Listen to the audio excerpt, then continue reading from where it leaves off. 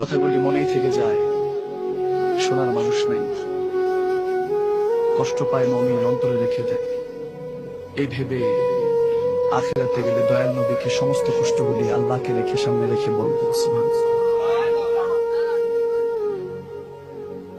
হে মুসলমান, আর অল্প কিছু বছর আছে, আমি লিখে দিয়ে যাবো, সিগনেচার করে দিয়ে যাবো, এই মানুষগুলি আর খুঁজে পাবেন না, সব এগুলোর মধ্যে আসক্ত।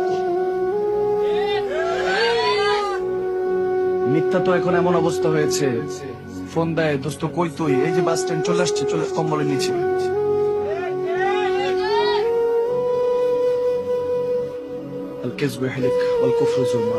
মিথ্যা এখন আমাদের চাদর হয়ে গিয়েছে, নাউজুবিল্লাহ।